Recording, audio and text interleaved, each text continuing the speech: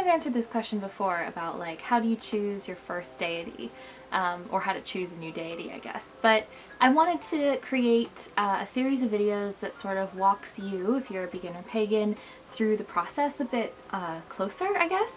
So I have been a pagan for many, many years, but over the last, I don't know, I'd say a year and a half, I have felt this like increasing dissatisfaction with my spiritual life, and I've come to the conclusion that the best way for me to move forward is through a new commitment to a mentor, so a deity. I tend to work with more than worship deities. I really like that intimate bond where you learn a lot of lessons from them, the ups and downs. That's sort of my jam. So I'm ready to choose a new one. I think as much as I feel indebted to the growth I've received from the ones I work with now and I have worked with in the past, the issue is that I've changed a lot over the years, and where I'm at in my life right now, the kinds of things that I prioritize, the sort of values that I hold have sort of crystallized into ways that I didn't necessarily expect when I was 20 or 25. So that's what I'm about to do today, is I'm going to walk you through how I am going to find the new deity. I don't know who they are yet. This will probably be a series of 4 or 5 videos of trying to find the right one and how I'm doing that and what that looks like. So I have a cup of tea, I have some incense burning, I bought a candle that I just loved and smelled like the vibe I'm going for. I think it's called like Harvest Pumpkin or something. And I am going to show you my first steps. This is of course not the only way to find a deity to work with. There are many ways. I would love to hear your methods about how you start. This is how I'm going to do it. Ooh. The tea I'm drinking is a rasa, a loose leaf tea that a friend gave to me, and I'm really glad I saved it for this. This is really good. So the tools I'm going to be using today are a few decks that I've pulled from my collection that I just think resonate with what I'm looking for right now, what I'm aspiring to. That is the Gaia Matrix Oracle, which is not a traditional deck. It's a pretty rare deck. I got it for a steal. I got it for like $15, and I've seen it for many hundreds before online. I don't have the book that goes with it, just the deck, so a lot of it is sort of my own interpretation, but that's kind of what I like about it. It's a very new age, Aquarian age sort of deck. It's the artist who made them, she's brilliant, Rowena Kreider. So I'm really excited about it. It's actually sort of like 2 decks in one that are meant to synthesize, so I'll show you that later. I'm really getting back in touch with sort of starseed energy, cosmic energy, reasons for wanting to incarnate on Earth, those kinds of philosophical questions on a spiritual level. So that's why I pulled this deck. I also have an animal oracle. I forget what it's called or who made it. I will put a subtitle here about what it is and where it came from, but I really love the back of these cards. I love all the different creatures and the messages, so that sort of wildness is something that I'm really looking for. Wildness has really been critical to me, so I guess these sort of animal messages are wisdom, they contain wisdom that I'm really looking for, I guess, in my life right now. The last deck that I'm going to be using today is very similar to the first one in terms of that starseed kind of connection. I feel a strong bond with the Lyrans, or the Lyrans, the lion people, the cat people, the felines, and I am fully convinced that in a past life that was my home. I feel a very great sense of belonging when I meditate upon that civilization. I feel like I can be brought to tears just by meditating on them. So I feel a very deep bond with that. So I have the Tarot of the Cat People. I don't have the box. I think I lost it, but the book is somewhere around here. But I just love this. It's such a cool deck. You get so many weird bits of art that I really vibe with it. This is a good one. So those are the 3 decks I'm going to be pulling from today. The other main tool that I'll be using is a pen and paper. So the process is going to look like this. I'm going to kind of mind map the associations that I would like the next deity I work with to have, or lessons I'd like them to teach me, and that's all going to come from me on the pen and paper. It's going to be kind of like a wish list of what I'm looking for. Then I'm going to pull some cards from each of these decks to sort of get feedback on those things, if there's anything I'm missing, something I should be looking out for. So I'm going to interpret the cards in that way. And then my next step will be a lot of research. I'm going to do some Googling. I'm going to go through all of my books. I have some behind me here. I have a whole shelf over there, and look up some of these gods that kind of come to mind from the research and do some reading. So in this first video, I'm going to create that list of who I'm going to be researching, and then my next video, I will tell you about what I found and if anything seems like a good fit and what my first sort of contact is going to look like. So without further ado, let us begin.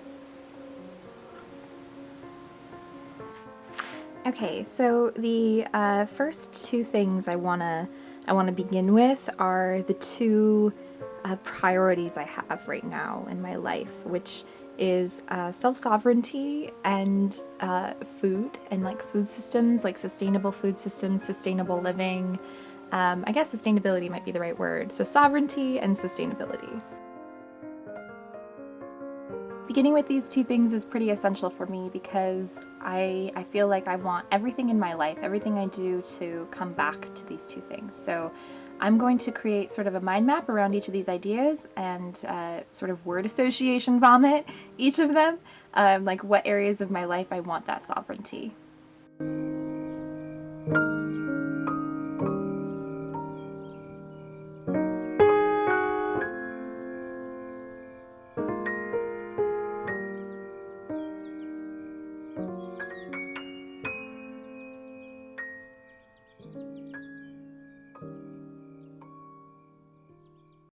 So right away, what I'm noticing with this little like word vomit map I've created is two primary themes. One is this deep connection to Earth, and the other is a deep connection to my sense of self and what is mine, what I can control. This kind of makes me think of Nietzsche. Nietzsche kind of believed that the end result of the way society operated in his time, and I guess operates now, was inevitably going to be nihilism. And his sort of response to that was this concept of a willingness to continually die and be reborn throughout your life. Doggy's biting. Woof woof. So that sort of death and rebirth in order to become, I think that might be what I mean by sovereignty, is feeling safe to take risks, feeling safe to experiment, to be willing to work hard to grow a certain skill or grow a certain part of my identity, and to come into selfhood in a new way. And I guess with the sustainability thing, what I really mean by that might be sort of how, like, in a forest, nothing is wasted. In a sustainable ecosystem, nothing is wasted, and wanting that sense of the earth to the earth in my life, whether that be energy. I want to garden and grow my own vegetables. I want to grow my own herbs and make my own teas.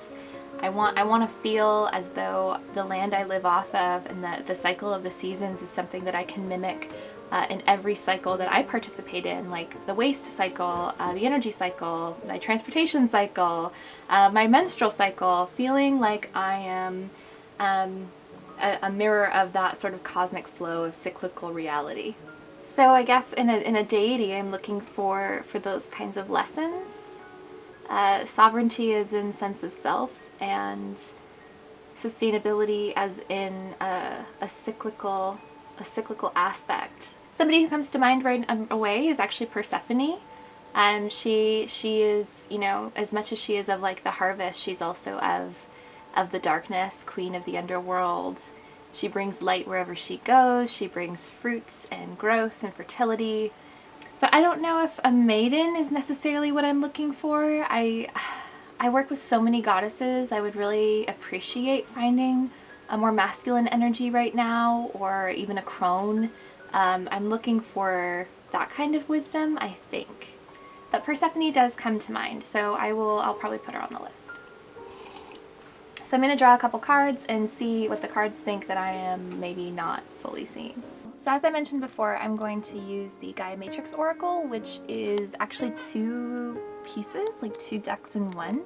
The black and white version sort of has these like primal ideas that are opposites, but they necessitate one another. So intensity and wholehearted is an example here. The next one is crown of vision is the opposite but necessity of suffering. So they create sort of a binary that is a continuous flow. I am not going to work with this side today. I think it's not necessarily what I'm looking for. I think I'm looking for more big concept, which is what this half of the deck provides. So this half of the Gaia Matrix Oracle has a very familiar archetype system to the tarot, but it also allows for a little bit more free interpretation. Like this is social harmony. You might recognize that idea from like the Three of Cups, but it's represented as synarchy and 4 people who represent the 4 primary colors that are the elements. So you got water, earth, air, and fire. So I'm going to go ahead and shuffle these and just pull one. Okay, so I've shuffled these. I'm going to actually use the bottom card rather than the top card as my card of choice today. Because I don't know, I think that has a bit of the symbolism I'm looking for of, you know, going deeper and what's the root of things. So I'm not really looking at the surface or what is, I'm looking at the deeper end. So I'm just going to flip over the deck, and the card is New Earth, Spiritual Worlds, knowing compassion and spiritual realization. This card isn't totally surprising to me, as the reason I wanted to pull from this deck is because of my idealism around the New Age and the Aquarian Age. I'm into that. I would love to see all of us ascend to a higher dimension. I'm ready. So this is a really nice confirmation that I'm on the right path. So spiritual realization. So I guess a true spiritual wisdom teacher is something that I need to be looking for. So I guess here I'm maybe a death goddess or a crone, or sort of a old mage sort of figure would be right for me right now. I'm not sure. So I'm going to leave this up and think about it a little bit more about what knowing compassion might mean to me. Looking at these images, I don't know, the art is very intense. You see people dancing in flames, you see a meditating monk figure, there's these cosmic webs and all these entanglements, there's this sense of like a third eye opening or a crown chakra opening at the top. It kind of reminds me of how I feel when I'm like intoxicated, like with marijuana, where if I close my eyes and I sort of rock back and forth, I do feel that sort of web of reality connection that can sometimes be a little bit trippy. So this art reminds me of that sensation. Keeping with the high vibe, I'm going to pull from the Cat People Tarot really quick. I'm just going to do one card and see how it complements or maybe opposes this one up here.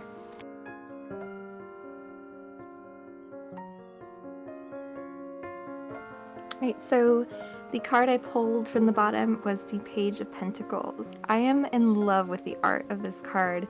There's a globe at her feet that has this 5-pointed star. She's surrounded by these cats. She has this glorious like lapis lazuli jewelry. The cats on the background, like on the wall, I wonder, are they architecture? Are they carvings? Or are they spirits? Like it's very interesting. The chair she's sitting in and her whole outfit too, with the fuzzy robe and the little slippers, that is exactly the kind of vibe I'm looking for in building my own home. Like I want to feel like I'm entering a psychedelic velvet wonderland of like world goodies and interesting hieroglyphic books like what she's reading. I could go with the traditional sort of interpretation of the Page of Pentacles here, but I think this card is telling me something different. I think it's, well, maybe it's not completely different, but I am getting a sense of quiet luxury, of having exactly what works for you, of not necessarily needing what the world says you need, of collecting and spending money on the things that make you happy. And for me, that's really good food, that's good books, that's nice furniture, like cool used vintage stuff. I'm such a homebody and I want my home to be a castle. And this card really speaks to that desire, which is something I wrote on my little brainstorming page. So this again feels reinforcing what I wrote rather than saying like, oh, you forgot something in your ideas. So creating my own happy reality is what I'm really getting from this card. So next I'm going to bring it back down to earth, bring it a bit more to the physical realm, less of the psychological or spiritual. So I'm going to pull one, and I'm not necessarily looking for an animal association for a deity. That would be cool if that happens. What I'm looking for more is, what is a teaching that I can get from being out in nature, that I can get from, you know, getting my Northwest Discover Pass, of going out in the woods, of doing that primal sort of experience. What lesson does the wilderness want to teach me that I need to tie into this new spiritual chapter?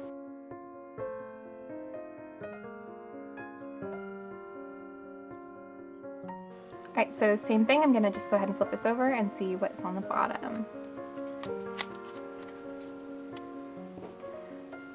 Oh, this is so great. This is so perfect. Bear, nurture creativity and return to the sweetness of life. I'm just gonna say that my tea today is in this beautiful little bear cup, so I'm ready for it. Again, this card seems to reinforce what I wrote down. Honestly, all three of these really do. So on my notebook here, I wanted to focus on my art, my sense of autonomy and sovereignty, and in choosing to get up every day and focus on things, and to feel responsible toward the future version of myself, to not waste time, to not spend so much time lounging about or worrying about my day job, but putting a lot more effort into my home and my craft and my hobbies, and also my relationship with the earth on a very physical and spiritual level, like the next new earth that I believe we might be heading toward. So this bear idea of, I don't know, I love that this bear looks like it's emerging from hibernation, and I think that's how I'm feeling right now, is that I'm coming out of a bit of a dark period, a lot of moving around and stress and career bullshit, and I'm ready to go on my own way. And this bear idea of nurturing my creativity, returning to the sweetness of life, especially returning, like, when you're a child or when you're young, there's always going to be these periods of just pure joy, of appreciating how fun life is and exciting life is. And I had those periods for myself, and I haven't felt that way in a long time, and I'm really ready to feel that way again. So I think what might make sense is kind of keywords on the left here, and then on the right, I'll leave space for jotting down god and goddesses or entities that repeatedly come up in response to these kinds of searches. So that way I can see who pops up the most. If you know, Persephone keeps coming back, or someone like Hestia keeps coming back, I'm going to use that to create my short list of gods or goddesses that I'm going to reach out to. I want to pick maybe 2, 3, or even 4 gods that I want to create an offering to, create a miniature altar, and introduce myself to, and see if the vibe is good. So I'm going to start with a big funnel of a lot, and hopefully narrow it down by frequency that they pop up in relation to these ideas that I've sort of ideated around here.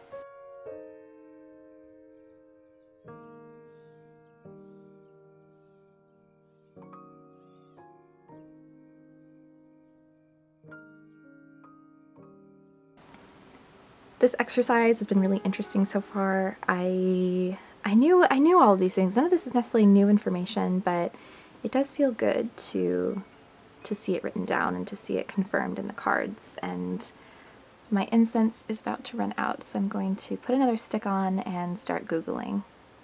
Okay, I've created a pretty long list. Mostly goddesses. There are a few gods in here.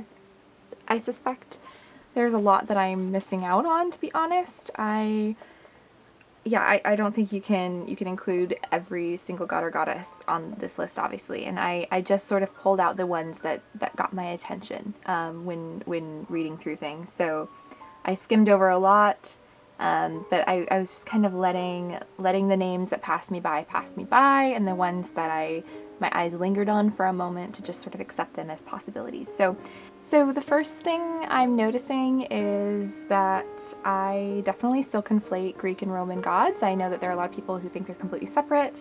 I have not worked with Greek and Roman gods beyond like Venus, Aphrodite, so I haven't really had that much experience with them, and I'm not entirely sure. So I kind of wrote, you know, Diana and Artemis as interchangeable and Aphrodite and Venus as interchangeable.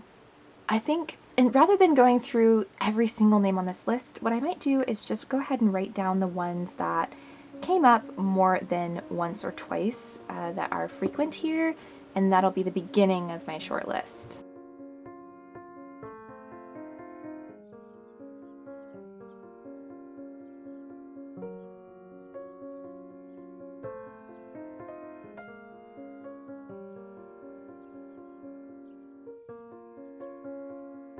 It's quite long, ones that came up more than twice. At the bottom, Inanna, Ishtar, and Mut, those are sort of honorable mentions that actually only came up once, but I felt kind of sad to leave them off the list, so I thought there might be a reason for that, so I left them down there. The rest of the list is pretty mixed in terms of pantheons. We have some Canaanite deities, we have some Norse, we have some Mesopotamian, we have a lot of Greek, a couple Egyptian as well. In terms of my next steps, I mean, this is a really interesting list. What I would like to do is probably read about all of them before I pick 3 or 4 to make an offering to. I don't think I can comfortably pick 2 or 3 that I want to say hello to from here without sort of doing my reading. I mean, a lot of them are really familiar to me, don't get me wrong, like Persephone, Freya, Asherah. I've worked with Venus and Aphrodite before. Shekinah is a weird one, actually. I might not pursue Shekinah, even though she came up a lot, just because I'm from a Jewish background, so Shekinah is difficult for me. She is less of a individual entity as she is a expression of Godhead, if that makes sense. Like I don't feel as much personality from her as I do from other gods and goddesses. So I don't know, or maybe that's a reason that she popped up so many times and I need to get over that. So I don't know, I'll look around. So I think what I'll do is try to find some bloggers as well of people who work with these gods and goddesses and see what their practice looks like, what they've experienced, and just sort of get my feet wet and get a feel for it. I'll tell you now, I'm really pleased to see a lot of goddesses I've worked with before here, not so in depth, but at least worshipped. Asherah, Freya, Persephone, Bast, Hathor, Venus, Aphrodite. Those, I've worked with all of them before. I would feel very comfortable reigniting that relationship. Other ones I'm not familiar with at all, like Ceres, I think she's a harvest goddess, and Velis, I don't know if I'm saying that right, is like the water and the underworld. That's interesting. Neith, I know stuff about Neith, but I've never worked with her. Diana and Artemis, I've never been interested in before. And then Hecate has always been a little bit intense for me. Dionysus and Hades is really cool. I really like Hades as a character. I really like Dionysus as a character in mythology, so that could be interesting. Alright, so I think that's it for me for now. I hope this is really interesting and helpful for you. This is sort of just the typical process that I've gone through in the past of trying to find someone who's right for me. There have been gods who've knocked on my door. The best examples of that would be Isis and Lima are the two that definitely made themselves known. Vishnu is the only god I've ever worked with closely, so I am really pleased to see 2 masculine entities on the list because I would really like to sort of open my doors and my heart a bit more to a masculine god. My next steps, as I mentioned, are going to be reading through all of these. In my next video on this little series I'm doing will be me presenting to you the few that I've picked to present offerings to and to test out, and I'm going to explain what my offerings will be and how I'm going to do that. And after that, I'm going to see which ones really stick, which feels right, what gods I feel like are really welcoming and would like to have a relationship with me too, and go from there. So in the meantime, if you want to maybe try this method or something similar, I'd love to hear about your experience or what you're doing below. If you are a first-time deity finder, I think this can be a really good exercise in learning about different pantheons and mythologies.